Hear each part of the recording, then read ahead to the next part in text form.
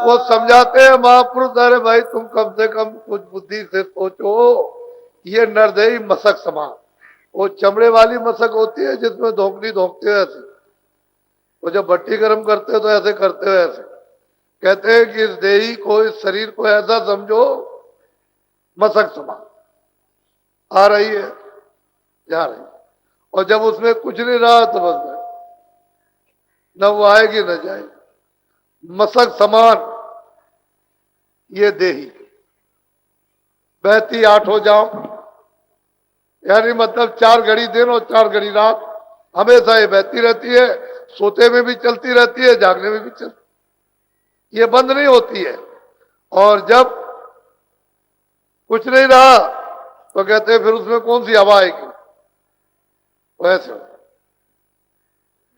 बोलो।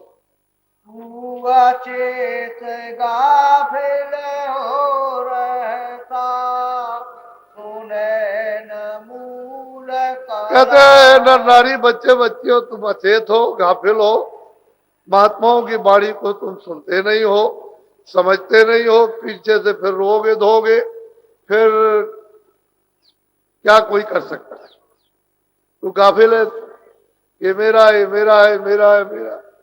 अरे भाई कुछ थोड़ा बहुत तो संतोष करो, कुछ विवेक करो, कुछ मतलब यह है कुछ दीनता लाओ, तो थोड़ा बहुत कुछ समझ जाओ। लेकिन तुम गाफिल होकर, पागल होकर के इस पागल की दुनिया में घूम रहे हैं, और पीछे तुमको सिर पीट के पछताना पड़ेगा, तो उस समय कोई काम आने वाला होगा?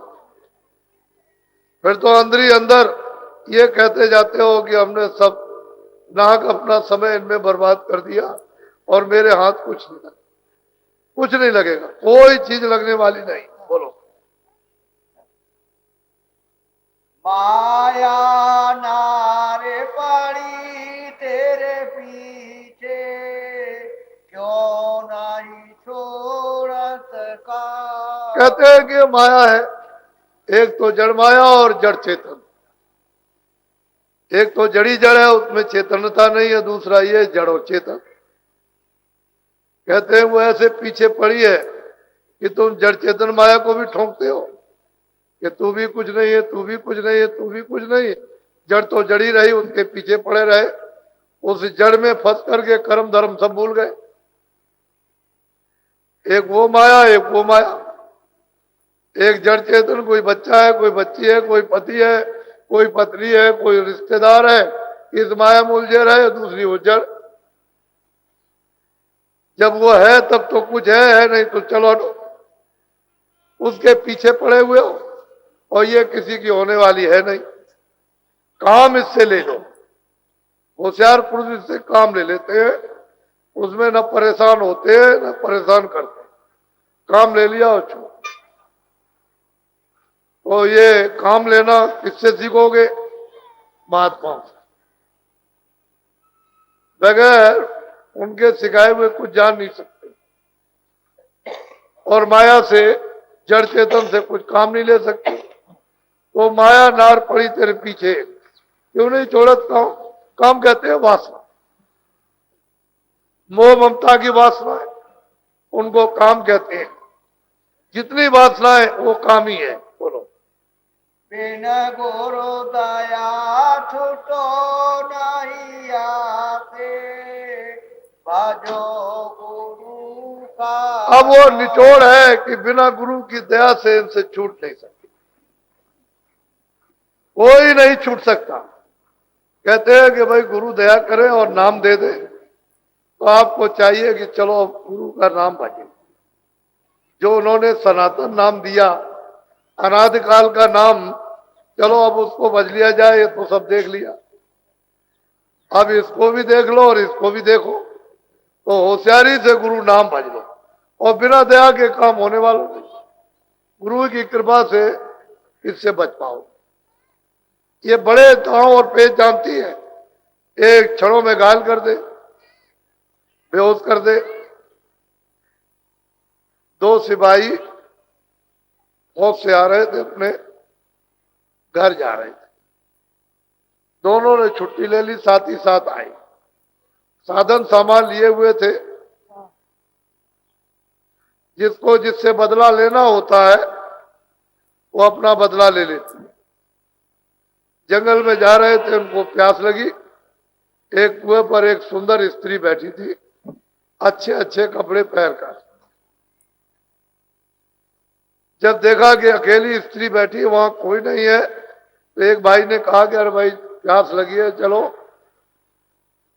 पानी पी लें। तो घूम पड़े और कुएं के पास गए। उससे पूछा ये पानी अच्छा है? कहले ठीक है। तो उन्होंने लोटा डोल अपने झोले से निकाला और नीचे डाला, पानी निकालने लगे। और उससे बड़ा भाई उसे देवी से बात करने लगा। वो बहुत हंस हंस करके बात उससे करती रही, बहुत प्रसन्न होकर। तो बड़ा भाई उससे मोहित हो गया। उसने कहा कि अच्छा जरा सा हम आते हैं गांव से। तो गांव में गया कुछ मिठाई लेने के लिए, तब तक वो छोटे भाई से बात करने लगी। कह लगे नहीं, आपकी बात बड़े भाई से हो गई है, मैं आपसे कोई बात नहीं कर सकता हूँ। कह लगे अच्छा, तो मैं अभी तुमको बताता हूँ। बस उसने क्या काम किया, कपड़े फाड़ दिए और बस कुएं पे कपड़े फाड़ के बैठ गई। जब वो आया, कह लगे ये क्या हुआ? कह लगे इसने कपड़े फाड़ दिए। बात उसने कृपाण निकाली, आवाज जोर से लड़ाई हुई, उसने उसको मारा, उसने उसको मारा, दोनों मर गए। ये है माया का रूप। ये बिना गुरु के कोई इससे बच नहीं सकता। अब दोनों को खत्म कर दिया। वो वहां से भेद बदल कर चली।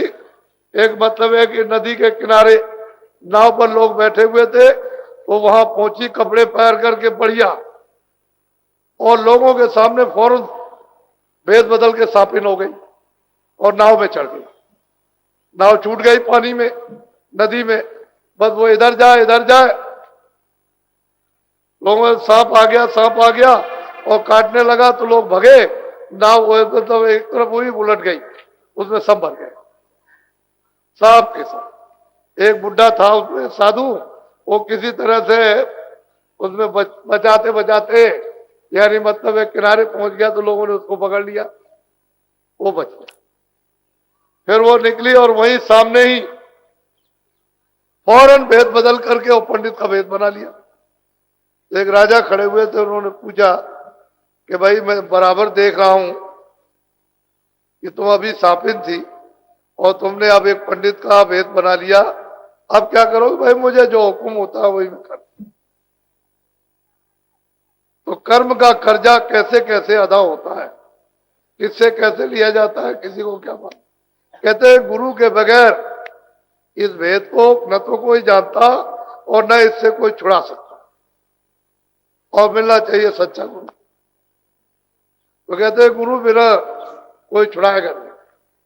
अगर गुरु नाम दे दे तो वजो गुरु का नाम, जो वो नाम दे दे उसको, जो गुरु का दिया हुआ नाम, वो गुरु का नाम समझा जाता है, लेकिन नाम तो वो अंदर के धनियों का है।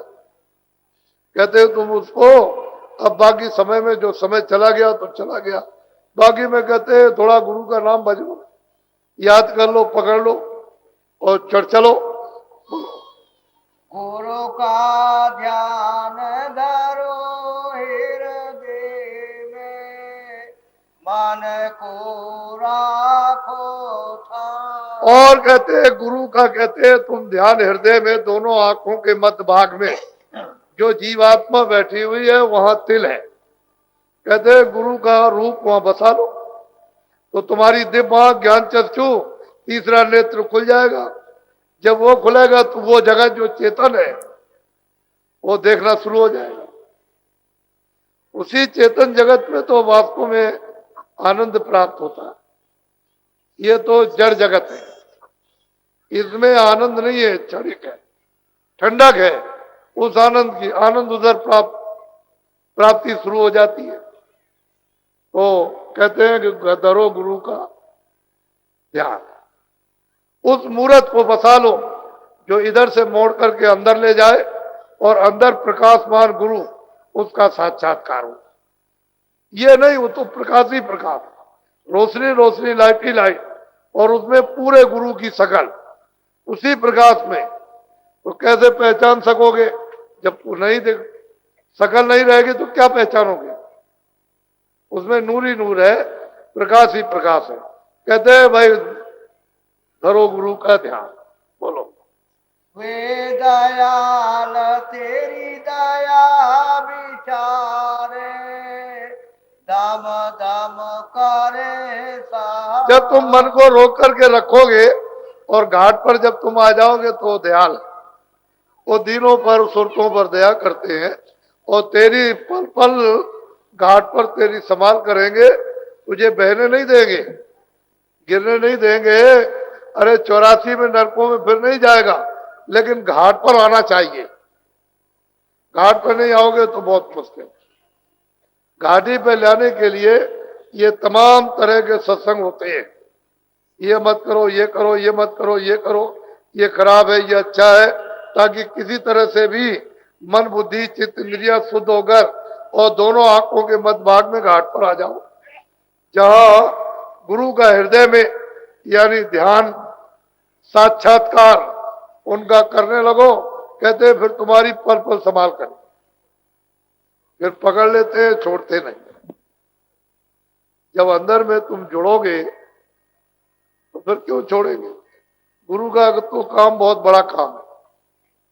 वो तो जीवों की हर तरह से यानी संभाल करते हैं, उसको बहने नहीं देते। लेकिन जीव इतने अभागे और मतलब इतने भूले भटके हैं कि वो समझते ही नहीं क्या मनुष्य शरीर में क्यों आए, हमको क्या करना था। बार बार बार बार बार बार वही जगत की तमाम मतलब ये इच्छाएं कांक्षाएं वासनाएं इनमें पूरी करना चाहते हैं। तो इसमें किसको मिला? मिल जाता तो महात्मा कहते हैं भाई मिल गया। अरे भाई जितना तुम्हारे भाग में उतना तो मिल ही रहा, तुम इसी के साथ जोड़ करके अपना भाग जगा लो तो परमार्थ का भी हो जाए, स्वार्थ का भी हो जाए। नहीं तुम अगर जगाओगे तो परमार्थ का भी नहीं, स्वार्थ का भी नहीं, दोनों से रोते चिल्लाते रहोगे, ना उधर का कुछ बना ना इधर का। तो कहते हैं घाट पर आओ, वहां तुम्हारी संभाल होगी पल पल, लेकिन घाट पर नहीं आओगे तो बहुत मुश्किल होगा। और गुरु का रूप हृदय बसाओ, दृष्टि में बसा लो आग, और वो तो प्रकाशित स्वरूप है। एक दफे अगर उसकी झलक आ गई तो जीवन में भूलती नहीं, और सामने खड़ा कर लिया तो प्रश्न ही नहीं भूलेगा, फिर तो हमेशा याद। बोलो। छोड़े भोग क्यों रोग बिसावे, या में नहीं आ। कहते हैं कि अरे भाई तुम भोगों को छोड़ो, इसमें क्यों खपते मरते पचते हो, क्यों तुम रोगी बने हो, क्यों चिल्लाते हो? थोड़ा भोग छोड़ो, ये संसारी इंद्रियों के थोड़े भोग कम करो, परमार्थ की तरफ छोड़ो तो फिर काम जल्दी बन जाए। यही तो बात आपको बताई जा रही। अरे इसमें अमीर गरीब का क्या काम, इसमें तो मनुष्य शरीर का काम है। तो मनुष्य शरीर से ही तो करना कि थोड़ा इंद्रियों को रोको, भोगों की तरफ से भोग तो इंद्रियों के एक ही तरह के भोग है। अब वो तो इच्छाएं अलग अलग है, लेकिन भोग तो इंद्रियों के एक ही तरह के। तो भोग भोगोगे तो खाज हो जाएगी, खुजली हो जाएगी। फिर ये ऐसी खुजली है इसको कोई ठीक नहीं कर सकता, क्योंकि इसकी दवा तो किसी के पास है नहीं। दवा तो महापुरुषों के पास है, वो मिलेगे नहीं, खुजली जाएगी नहीं। ये रोग, ये भोग इस तरह के रोगी है। तो कहते हैं थोड़ा सा तुम कम करो और उनके उपदेश को सुनो और इन सब से जरा उलट जाओ। बोलो। गुरु का कहना माने प्यारे, तो पावे विसरा। कहते हैं कि प्रेमियों अगर तुमने गुरु का कहना मान लिया तो तुमको वो अचल और अचल स्थान मिलेगा कि हमेशा के, और नहीं कहना मानोगे तो जाओ। बहुत से लोग नामदान ले जाते हैं, फिर संग दोस्त में आकर के पशु पंछियों के मांस का आहार करते हैं। तो बोलो कितनी बड़ी सजा मिलेगी, इसकी कोई माफी?